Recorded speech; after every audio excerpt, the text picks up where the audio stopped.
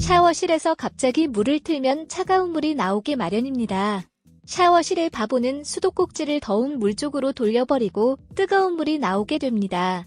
샤워실의 바보는 깜짝 놀라 수도꼭지를 찬 물 쪽으로 돌리게 되고 다시 빙하수가 나오게 되며 상수란 과정을 반복합니다.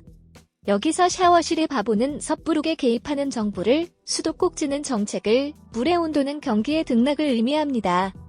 노벨 경제학상 수상자인 밀턴 프리드먼은 샤워실의 바보를 통해 정부의 부적절한 시장 개입을 경고했습니다.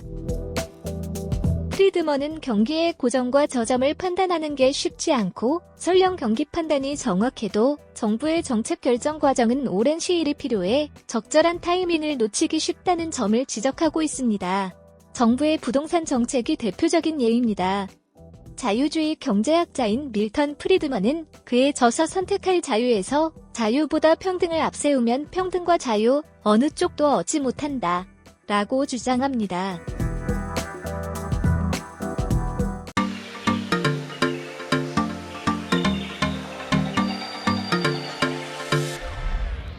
(2021년 2월 4일) 국토교통부는 문재인 정부의 25번째 부동산 정책을 발표했습니다.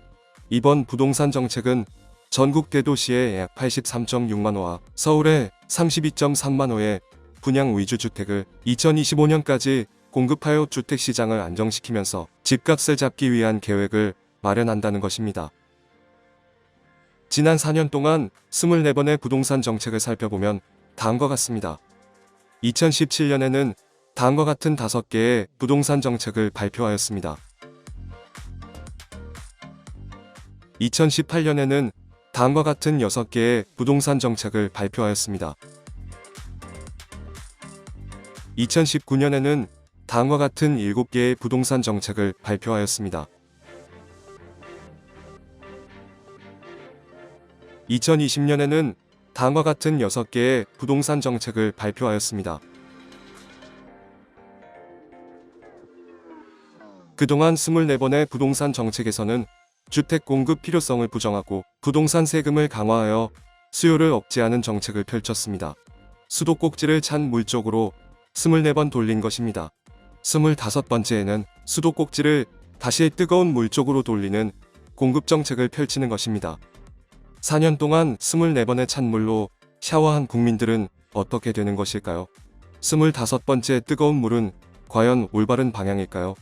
야당에서는 주택을 공급한다면서 어디에 짓겠다는 건지 알 수가 없으며 입지가 빠진 부동산 공급 대책은 팥없는 붕어빵이라고 비판하고 있습니다. 밀턴 프리드먼의 샤워실의 바보 격언을 다시 한번 새겨야 할 것 같습니다. 이처럼 정부의 시장에 대한 지나친 개입이 오히려 시장 경제의 효율성을 떨어뜨리는 현상을 정부 실패라고 합니다. 정부의 불완전한 지식과 정보, 정치적 제약, 근시안적 규제, 시장 경제와 같은 이윤, 동기 부족, 관료, 집단의 이기주의와 부정부패가 원인이 됩니다. 큰 정부의 문제점으로 무거운 세금과 관료적인 경직성으로 인한 국민 생활의 압박, 이익 집단의 압력에 의한 공공 지출 확대 등이 발생합니다. 정부 실패의 대표적인 사례인 로베스피에르의 우유에 대해서 살펴보겠습니다.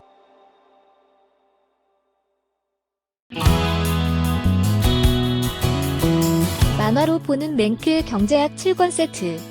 1권 경제학의 10대 기본 원리. 2권 시장의 작동 원리. 3권 기업의 행동 원리. 4권 소득 분배의 기본 원리와 경제학의 새로운 분야. 5권 국민경제의 기본 원리. 6권 화폐와 환율의 작동 원리. 7권 경기 변동과 경제정책의 작동 원리. 만화로 보는 맹크의 경제학 6개 언어로 번역되어 세계로 수출. 한국을 넘어 세계인들이 경제학을 즐깁니다.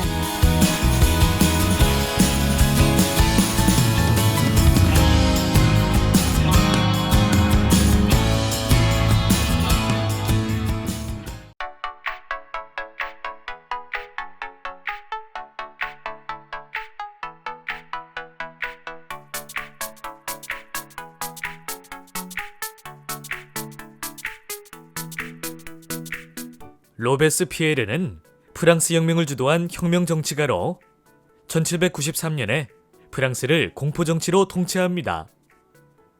공포정치 기간 동안 파리에서만 약 1400명이나 처형이 이루어졌고 프랑스 전체로는 약 2만 명이 처형되었습니다.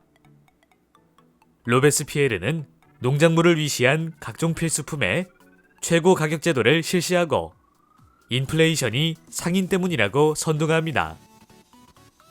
그러나 이러한 조치는 식품과 생활필수품들을 아예 시장에서 사라지게 만들어버리죠. 그는 특히 우유 가격을 절반으로 내릴 것을 요구합니다. 많은 축산 농가들은 우유 가격을 내리면 적자가 예상되어 차라리 젖소를 도축해 고기로 팔아버립니다. 젖소가 사라지고 우유 공급이 부족해져 시장에서는 오히려 우유 가격이 폭등합니다. 로베스피에르는 이번에는 건초 가격을 내리라고 명령합니다. 결과적으로 반값 우유는 오래가지 못하고 예전 가격의 10배까지 치솟게 되죠. 로베스피에르의 인기는 추락하고 결국 그도 단두대의 이슬로 사라지게 되죠. 가격 상한이 균형 가격보다 낮으면 수요량이 공급량을 초과하게 되어 물량 부족 사태가 발생하기 쉽습니다. 비록 선한 의도로 정책을 만들어도 시장 경제 논리를 무시했을 때 상황은 더 악화될 수 있다는 것을 항상 명심해야 합니다.